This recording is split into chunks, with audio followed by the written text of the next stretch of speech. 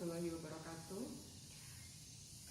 Selamat pagi teman-teman semuanya, salam sejahtera buat kita semua.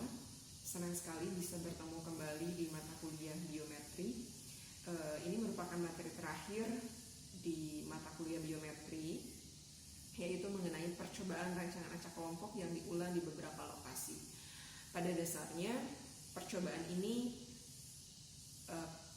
prinsipnya sama dengan rancangan acak kelompok yang sebelumnya, faktorial sebelumnya, tapi ini diulang di beberapa lokasi dengan asumsi bahwa setiap lokasi memiliki ciri khasnya masing-masing. Terutama ini untuk mengetahui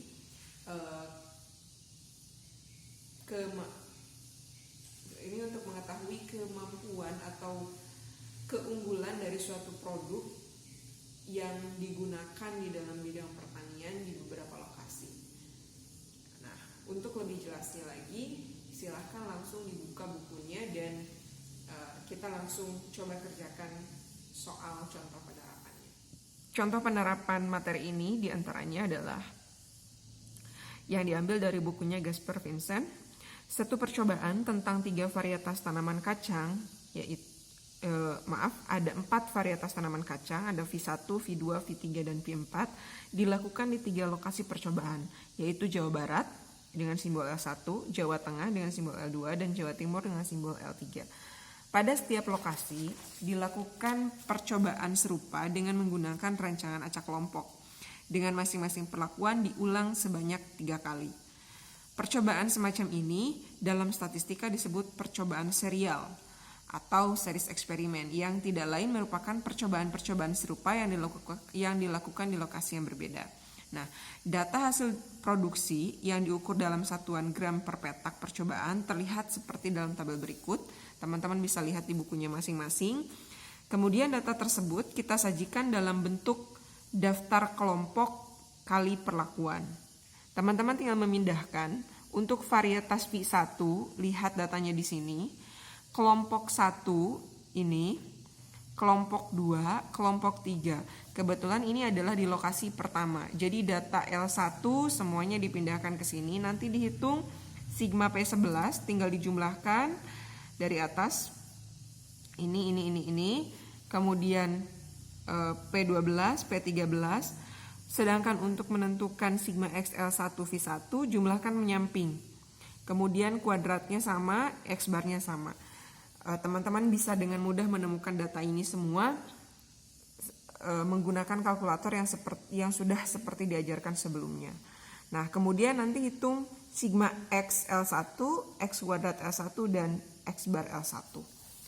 Ya, untuk L2 juga sama, lokasi 2, lokasi 3, teman-teman tinggal memindahkan data dari tabel yang sudah tersedia, lalu dimasukkan ke sini dan dihitung, sehingga diperoleh data sebagai berikut. Kemudian buat daftar lokasi kali varietas. Ini dibalik ya. Ini ada L1, L2, L3, L1, L2, L3. Kemudian ada V1, V2, V3, dan V4.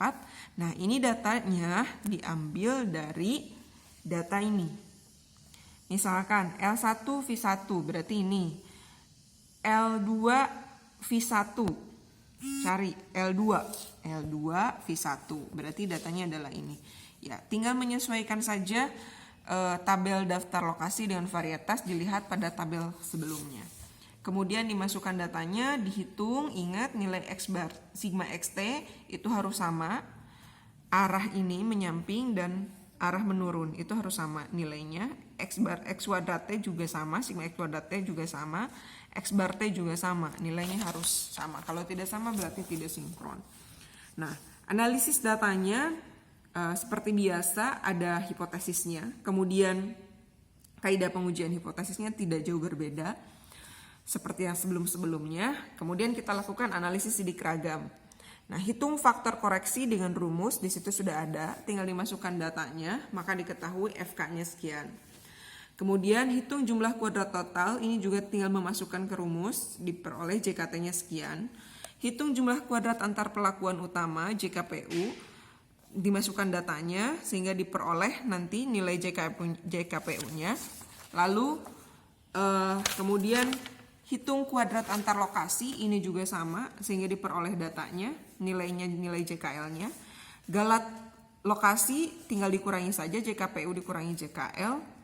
JKV juga sama, tinggal dihitung ini jumlah kuadrat antar varietas.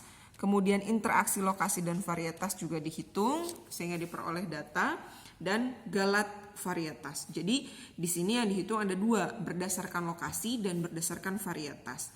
Sebenarnya teman-teman ini mudah sekali, tinggal memindahkan data saja yang sudah ada pada tabel sebelumnya ke tabel-tabel yang disediakan. Nah, kemudian buat daftar analisis sidik ragam. Ini juga caranya sama saja. Seperti materi-materi sebelumnya pada rancangan acak kelompok, tapi di sini ada dua faktor. Faktor lokasi dan faktor varietas, dan tambahannya adalah interaksi antara lokasi dan varietas. Tinggal memindahkan saja datanya, masukkan ke sini, kemudian hitung nilai F hitungnya. F tabelnya teman-teman bisa lihat di tabel V1 V2 ya. Ini ada di halaman di tabel 1 ini untuk melihat V1 V2-nya.